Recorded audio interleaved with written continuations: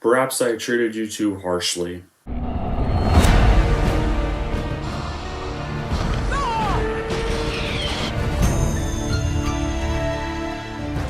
Those were up, and they did. More smarts, and my...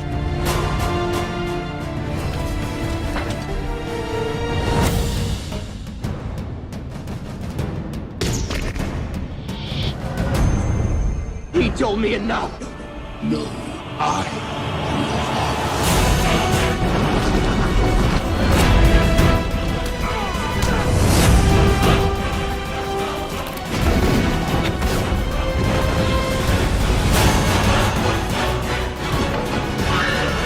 Here's Chuck.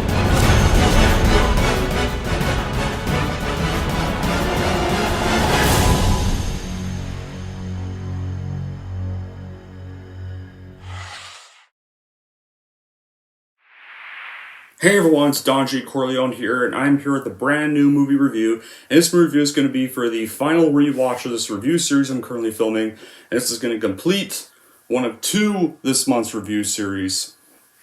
And that review is going to be for the fourth film of the epic franchise, which you can tell by the hat I'm wearing. That review is going to be for none other than 2008's what everybody considers to be the worst Indiana Jones movie, and one of the worst sequels of all time, by some over-exaggerations, Indiana Jones and the Kingdom of the Crystal Skull, which, like the other three, is directed by Steven Spielberg and produced by George Lucas, and it's the last one to be directed by Spielberg, and the last Lucas film to be done independently. So anyway, what's the plot? Well, set during the Cold War, Soviet agents and Professor Henry Indiana Jones Jr., when a young man brings him a coded message from an aged, demented colleague, Professor Harold Oxley, led by the brilliant Irma Spacco, the Soviets tail Indiana Jones and the young man, Mott Williams, to Peru. With Oxley's code, they find a legendary skull made of a single piece of quartz. If Jones can deliver the skull to its rightful place, all may be well. But if Indiana takes it to its origin, but if Irina takes it to its origin, she'll gain powers that could endanger the West. An aging professor and young buck join forces with a woman from Jones's past, marrying Ravenwood to face the dangers of the jungle, Russia, and the supernatural. Yeah, so how was this made? Well, in 1979, George Lucas and Spielberg originally made a deal with Paramount for 5 movies of Indiana Jones. Then, following the 1989 release of The Last Crusade, Lucas let the series end as he felt he could not think of a good plot device to drive the next installment. He chose instead to produce the television series The Young Indiana Jones Chronicles. And then the following year, Harrison Ford expressed his feelings that while he was uncertain on if Indiana Jones' character had been fully explored or not, he had the impression that The Last Crusade would be the final Indiana Jones film, and that, as much as he enjoyed playing Jones, he felt the trilogy was fine enough. But he wouldn't rule out working with Lucas and Spielberg again. And comic book writer Lee Mars claimed in a 2023 interview with the IndieCast podcast that Lucasfilm Literally was considered to make a continuation of the film series by bringing River Phoenix back as a younger Indy. And hence why Dark Horse Comics hope to keep running their Indiana Jones comic book line. Their Phoenix's death in 1993 put an end to such possibility, though. And as Young Indy aired, Ford played Jones in one episode, narrating his adventures in 1920s Chicago for 1950 Wyoming. And when Lucas shot Ford's role in December 1992, he realized that the scene opened up the possibility of a film with an older Indiana set in the 1950s. The film could reflect a science fiction B-movie from the 50s, with aliens as the plot device. Just like how the 1930s Saturday matinee serials inspired the first Indiana Jones films as well as Star Wars. And Lucas felt that B-movies such as Them, It Came From Outer Space, and The Thing From Another World could give them a whole new film genre to play with to add a new texture to the story, giving him the idea of using extraterrestrials. And meanwhile, Spielberg believed he was going to mature as a filmmaker, and after making the trilogy, he felt his role in any future installments would be relegated to that of a mere producer. However, Ford kind of disliked this new angle because he told Lucas that he was not going to be in a Steven Spielberg movie like that where Spielberg was only producer, and Spielberg himself depicted the aliens in Close Encounter of the Third Kind and E.T. Extraterrestrial Resistant. Perceived that Ford and Spielberg opened that the film was too much of an obvious Spielbergian idea. Lucas personally felt that Ford and Spielberg didn't fully understand the franchise's malleability. Instead of doing the exact same movie all the time, all he had to do was to test different genres with each installment, and it wouldn't stop being an adventure of the title character looking after some artifact as long as it was believable MacGuffin with an archaeological or historical background. And he came up with a story that Lucas And Lucas even wanted Indiana to get married, which would allow Henry Jones Sr. to return, expressing concern over whether his son is happy with that what he has accomplished. And after he learned that Joseph Stalin is interested in psychic warfare, he decided to have Soviets as the villains and the aliens have psychic powers. And following Stewart's next draft, Lucas hired Last Crusade writer Jeffrey Brown to write the next 3 versions, the last of which were completed in March 1996. And 3 months later, Independence Day was released after March 1996, and Spielberg told Lucas he would not make another alien invasion film. And Lucas decided to focus on the Star Wars prequels. And then after the Star Wars prequels, he came back to this movie. So after this movie was shot and marketed, the film would premiere at the 2008 Cannes Film Festival on May 18, 2008, and was literally released worldwide by Paramount Pictures 4 days later on May 22, 2008. When it comes to the reactions, it got generally positive reviews from critics, but not a great response from audiences.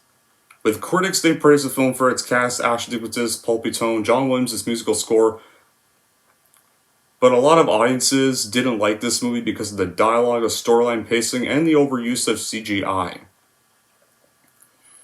In fact, it's become a big target in this big humiliation target in this whole franchise, where everyone's like, Kingdom of the Crystal Skull is one of the worst sequels ever made. This movie's a piece of shit. This movie should have never been made. I wish this movie could burn in hell. Some of these people that think this is one of the worst sequels of all time, they're exaggerating on that one. Sorry guys, but I'll get to that part later. But however, that did not stop the movie from being a financial success like the other 3 films were, because this movie became the highest grossing of the series and grossed over $790 million worldwide. It became the franchise's highest grossing film when not adjusted for inflation, and the second highest grossing film in 2008. And also, this movie is also the last film of the whole franchise to be distributed by Paramount, because Disney acquired rights to future films following the parent company's acquisition of Lucasfilm in October 2012, with Paramount still retaining this film and its predecessors, and receiving financial participation from any additional films. So at least Paramount still has the rights to these 4 films. Now, as for my reaction, well, now I do agree this is definitely the weakest Indiana Jones movie, but I never really disliked it per se. I don't think it's one of the worst sequels of all time, like some of you make it out to be. Granted, there's some things that really bug me in this movie, but come on guys, it's not that horrible. Some literally seem to over-exaggerate this as one of the worst films ever made. And it's really not. Like, there's worse sequels I've watched. Worse. I'd watch this over. I would rather watch this movie over the sequel Trashology. For sure. Obviously, would rather watch this now over that crappy-looking 5th film we're going to get in a few weeks. Already. Which is already getting even worse reviews than this. What else can I think of? Oh, I'd rather watch this over... What else can I think of? Oh, I'd rather watch this over Clerks 3. Would rather watch this over most of the Transformers sequels. Particularly 2, 4, and 5. Would watch this over any of the Resident Evil movies. The Mila Jovovich ones. Especially Final Chapter the most. So yeah, there's worse sequels that I'd watch this movie, Kingdom of the Crystal Skull, over. Some of you really are over-exaggerating when you hate this movie. This is not one of the worst sequels ever made. But it is the weakest, you're right about that. But anyway, back to this movie. I remember first seeing this in theaters opening night back in 4th grade when I was getting introduced to the series, and I did love it and I did actually like this movie back then. About the same as I did with the other 3 movies. However, the years progressed, and I realized, yeah, it is indeed pretty weak, but it never made me hate it. And after the plot leaks of 5, yeah, I've honestly regained some appreciation for this movie. So, maybe some of us were a little too hard on this. And I don't care what some reviewer, I forget the name of, still thinks this movie's awful. Who gives a shit? I don't care about that. I never watched that video. Don't want to watch that video because honestly, This movie at least still felt like Indiana Jones, and Indiana Jones wasn't treated as a loser in this movie. This was still everything it was. The action, the thrills, the humor, they were all there. And the great theme music was still there. And the great action photography and editing, the exciting car chase in the jungle with the crystal skull changing hands was very well shot. And the attack of the giant fire ants into the river from the mummy. And I liked the way it was still executed. Like, it brought back some eerie, terrifying shallow memories. Memories of the other films. And yeah, Ford was much older at this time. But his charisma in Indiana Jones was still quite intact. And the problem though, yeah, I can agree. It was definitely unnecessary and not really needed. I don't think we really needed a fourth. Because Last Crusade was a beautiful send-off for the character. Why go make a fourth? Why really make another one? There is times when it just really feels like you're watching an indie movie. The special effects are most of the time horrible. Like, yeah, the CGI was pretty bad, and I could tell a lot of CGI was phoned in on a lot of scenes. I could tell a lot of scenes were green screened instead of shot in a location. And the story develops way too fast. It's not a bad movie, but it's just an average movie with a low budget. And the plot, after 19 years of absence from the franchise, this is the best they came up with? Aliens? Indiana Jones was supposed to be about him finding artifacts, not scientific alien objects. The fact that it literally starts off with a CGI gopher in the first shot before Elvis's hound dog plays during this racing with the Soviets and these other like 50s teens, that's a warning sign right there. What you're about to watch. Like 19 years after a perfect ending to the trilogy, behold, like Lucas and Spielberg and Ford come together again to produce Indiana Jones' fourth adventure. And this time the film pays honor to the science fiction films B films of the time, which was, I guess, a pretty creative decision. It was definitely risky, but 2 decades had passed, and having to introduce the character now older and without the same abilities before to a new generation, in addition to having to overcome one of the most acclaimed trilogies of cinema of all times, that's a hard task.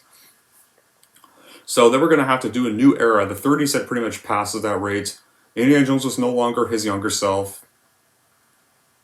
So we're going to have to go into 50s era and find something, but come on, guys. It could have been anything else. Not aliens. Aliens isn't Indiana Jones.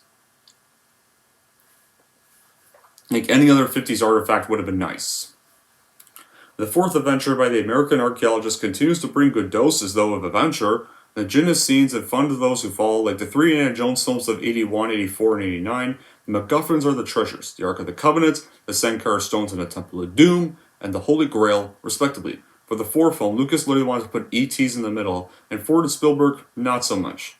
And they reach a conscience that is translated skull of Indiana Jones and the King of the Crystal Skull. In David Cope's script, he literally follows the Crystal Skull structure, which is identical to that of Raiders of the Lost Ark, with good guys and bad guys fighting for terrain in a race that will only be solved in a final corner. And the difference is that in the new cat and mouse game, and Nazis leave and the Soviets enter the full 1950s. And then, of course, you have one of the new characters, which is the other professor they're trying to find, Oxley, played by John Hurt. It's kind of just this interpret distantly in a trace for almost the entire film. Like, the teen who appears at the head is distantly Jim Broadbent, and the poor developed assistance experienced by Ray Winstone. Like, meanwhile, paling in front of the villains of the original films, Nate Blanchett plays the Russian Irina Spalko as an absolute very cultured way and never really sounds threatening, but still a decent enough villain. The caution and accent really do most of the work comprising the character.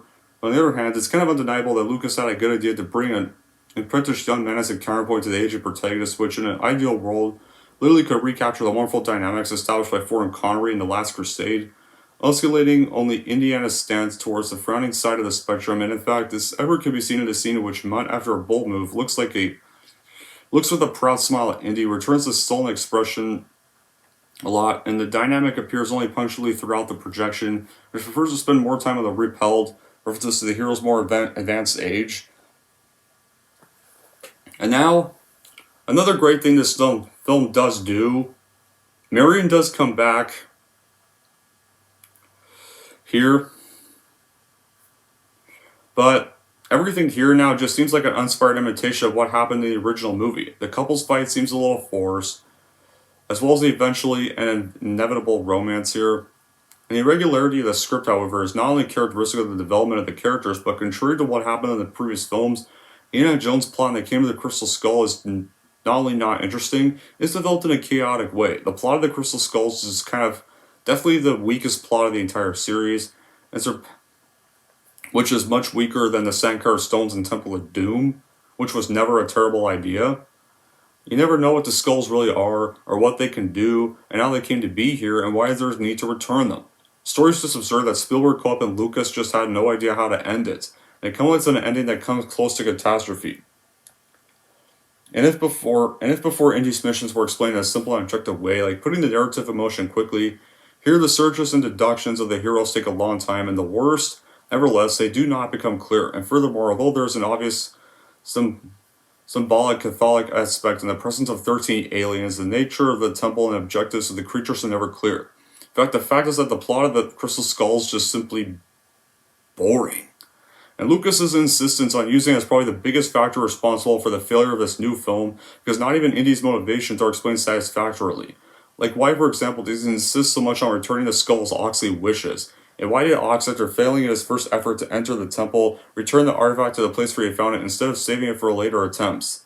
And why do certain creatures act that way at Indiana's request? Like, fortunately, instead of trying to refine the plot, Cook tries to disguise absurdities through ridiculous lines like they want to be back to the space between the spaces.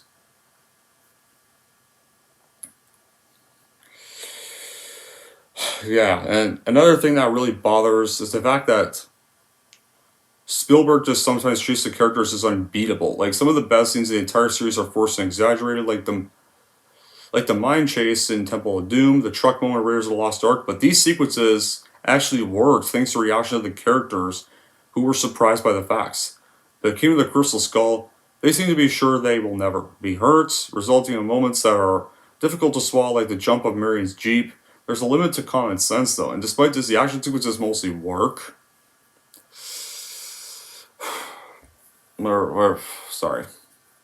Mostly work. On the start in the car duel in the desert with Soviet soldiers, and going through the whole sequence in the warehouse in a bizarre ghost town, except the refrigerator scene, of course, in the motorcycle chase in college, coming in the forced race, and the falls in the geographical incorrect Iguazu Falls, and the revelation of El Dorado. And what we see is pure Indiana Jones, with a Steven Spielberg much less inspired by evoking truly unforgettable moments.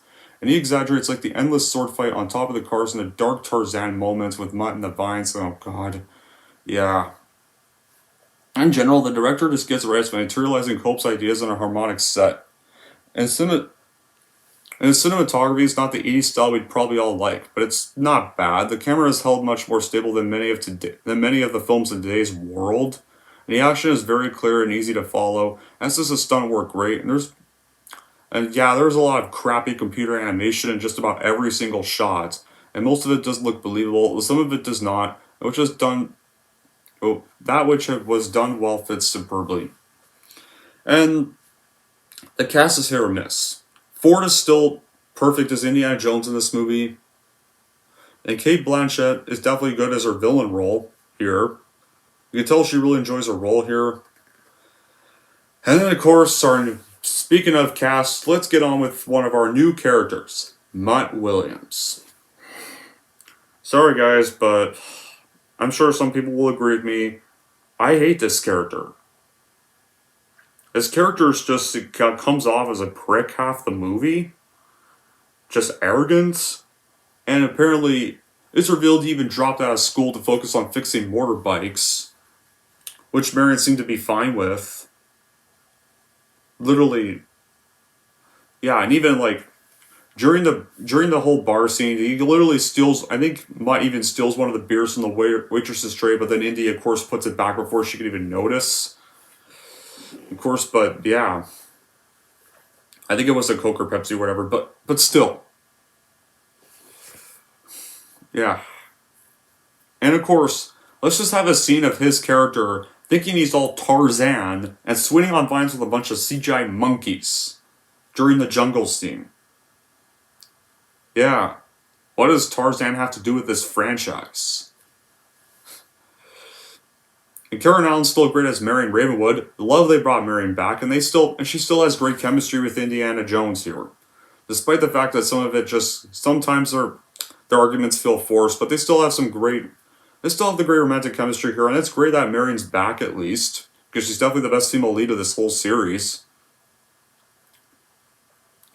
The update to the 1950s, though, didn't just quite work for me, because no amount of Cold War hullabaloo and style mumbo jumbo could literally place the inner kick-ass spookiness of Nazis during the hunting for religious relics, or even the thuggy trying to overcome these stones.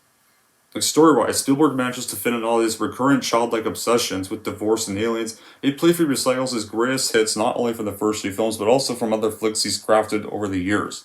When the adventure moves to the Amazon rainforest, I was kind of hoping something a little more exciting would happen. But the beginning of this film is still a TV mess, though, because we get CGI gophers, and we get Elvis Presley Hound Dog car race, a good warehouse raid, but then we get to another moment of this franchise I'll get to later. But for about 30 minutes or so, King of the Crystal Skull is this rollicking, old-fashioned, white-knuckled adventure complete with car chases through a jungle and along the edges of a cliff, sword fights, waterfall drops, and giant killer ants. Though, that just seems more mixed. And there also lies a problem with the script. Its characters. In Raiders, Marion was a tough broad. Here she kind of just gets really nothing to do but batterize a Ford. Ray Winstone plays this other new character named Mac, who is kind of a good guy or bad guy who adds nothing to the plot whatsoever. And his betrayal and rejoining don't make any sense. First, he betrays Indiana Jones, revealed to be working with the Soviets.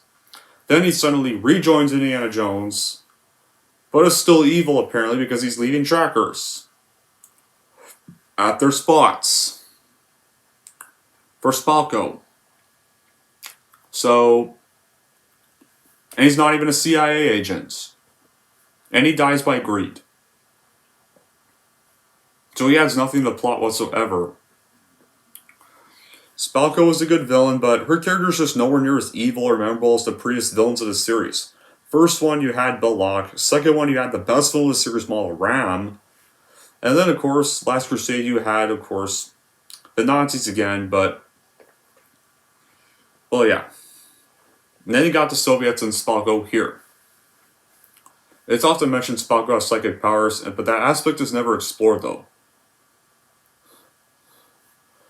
It just never gets explained.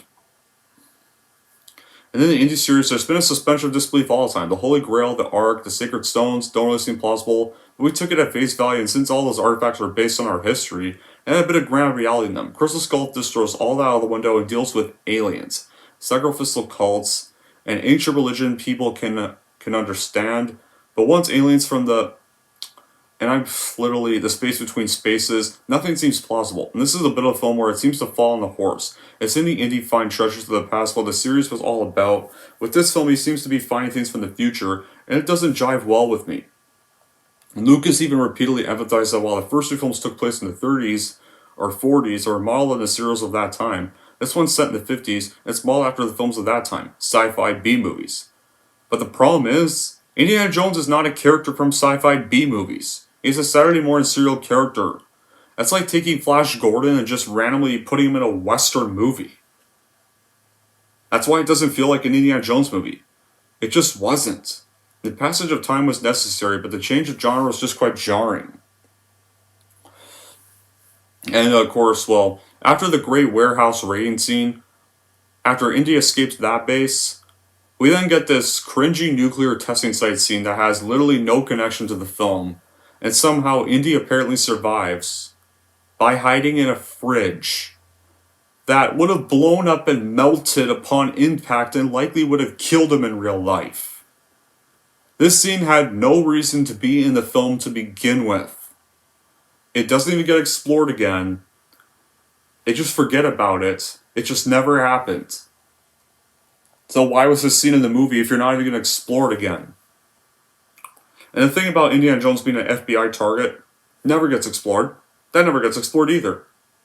So they dump out a lot of things just to get that Crystal Skull plot in.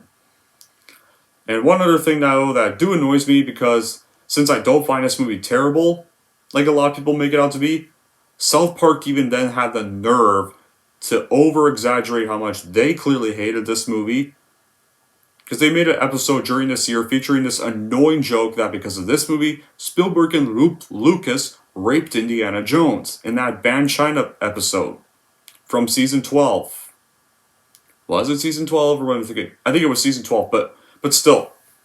That gig I seen that episode, and that gig was so annoying. And it got really irritating to listen to. So I disagree with that whole thing. Spielberg and Lucas did not rape Indiana at all in this movie, because Indy was still his usual self. And it still gave Indiana a happy ending, and it didn't treat him like a loser. You want to know who... If South Park wants to know who really raped Indiana Jones? 3 people. Or 2 people and 1 company raped Indiana Jones. I'll name them. Kathleen Kennedy, James Mangold, Disney. Those 3 are the people they should be accusing. Those three are the ones who raped Indiana already. Those 3 should be getting the South Park blame, not Steven and George. Like, Spielberg didn't even want to make a 4th one. Apparently, from what I heard, he didn't even want to do a 4th.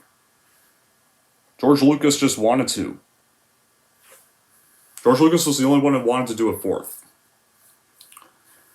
But now, anyways, let's do the good qualities now. What I did love is that while the plot seemed like a not great idea, I did like the idea of a film in this series doing something a little different and being set in the 1950s, because that caused the film to have some funny, enjoyable moments. Like, you have the bar fight where Mutt punches the jock, Joe College, and then his girlfriend punches him back. And speaking of that jock's girlfriend was cameoed by Spielberg's real-life daughter, actually, which I just found out. And then the whole, get that greaser, and then the fight happens, which definitely feels like something you'd find. That definitely feels like a scene you'd find in an Indiana Jones movie, right there. That seemed like something that you'd definitely see happen in an Indiana Jones installment. And plus, that scene was actually shot in an actual location, and probably one of the only few scenes that doesn't feel like it's shot in a green screen. And I did think Kate Blanchett's character Spalko was a pretty enjoyable villain, despite some narms of the character. Specifically her death scene where she just gets disintegrated because the alien just death glares her. And you know what does rock? Marion is back. Regardless of what I've said earlier, I do like that Marion's back in this movie, and her and Indy still have great chemistry here. Despite the reveal that Mutt is Indiana's son feeling way too forced and lazy. And there's still other entertaining sequences, such as the car chase that happens after the bar fight, the warehouse raid at the beginning, despite getting through the crappy CGI gophers. And the ending of this movie is also a great one for Indy, much like the endings of the other 3 movies, because after that portal opens above the chamber, the skeletons combine to a reanimated alien, which transfers the overwhelming amount of knowledge into Spalko's mind, killing her. Some crappy CGI there. Jones, Oxley, Ravenwood, and Williams escape as Mac is drawn to the portal, which I don't care about because Mac's not even a great character. As the city crumbles, a flying saucer then rises from the ruins and departs for another dimension. So yeah, we get this stupid twist of it being aliens, which sucks. But of course, Jones and Marion reconcile, tells Mutt to stick around for a little while, and Mutt finally acknowledges Indiana as his dad. And then Jones and his company return to the United States, where Indiana is then reinstated as at Marshall College, not just as, obviously, professor, but also is promoted to associate dean of the school. And Ravenwood and him finally marry. So, while Last Crusade was a better ending for the character, this still also did provide some decent closure to the character right here. Indiana's finally back, reinstated as dean, gets married with Marion for good this time, but this scene also feels wasted because you could have had some other cameos here. Like, you could have had Sala cameo here. You could have even had Short Round as an adult cameo here. You could have even had Willie cameo here as guests at the wedding. It would have brought the franchise more full circle right there. I think they were going to do that, but they just never ended up doing it. I think they were going to, though. However, unfortunately, the ending does get ruined by a stupid pass the torch gag that happens here, because the hat then flies into the church. And it seems like Mutt is going to be the one to don the hat and become the new Indiana Jones, but thankfully, Indiana takes the hat from him and prevents that stupid idea from happening. He's like, no, I'm Indiana Jones, sorry. Only I'm Indiana Jones, not you. It's my hat. So I like he at least takes the hat away from Mutt before he can don it, because it's true what Harrison Ford says. Only he can play Indiana Jones. Only him and him alone. When the character's gone, he's gone. So at least he's making sure nobody gets recasted in the role. Because no one else could play it better. It's only Harrison Ford's role, and that's it. And thank God no other films starring Mutt as Indy happened at all, but we are getting a fifth one with Ford back, but thankfully just with Ford back, but still getting a fourth. Other than those few good qualities, I think Kingdom of the Crystal Skull is just a mediocre movie. I don't think it's one of the worst sequels per se, but I can see why a lot of people would hate it. In the end, Kingdom of the Crystal Skull is just a stream online for those that just want to see the idea of Indy being in a sci-fi movie, but it's nothing like the OG3 at all, so please keep that in mind. Anyways, that's it for my view of Kingdom of the Crystal Skull. Wondering how I'm going to rank Kingdom of the Crystal Skull? Here's how I'm going to rank this movie. So overall, if you're an Indiana Jones fan and want to see a sci-fi themed adventure in this franchise, then I would just stream this one online because it's not that enjoyable, nor entertaining or memorable. And if you're wondering how I'm going to rank Kingdom of the Crystal Skull, I'm going to give Kingdom of the Crystal Skull a 6 out of 10. There we go. That wraps up my review for Kingdom of the Crystal Skull. And that wraps up all the Indiana Jones rewatches. So, yeah. Until I get to rant on Dial of Destiny, most likely will likely rant on Dial of Destiny. When I see it, I can now go back to finishing off the Shrek series. With, yeah, we know the one that came after the one I just reviewed. That movie. But until then, guys, that'll be it for this review. Thank y'all for watching. If you like this, want to see more, don't forget to like, subscribe to Don G. Corleone.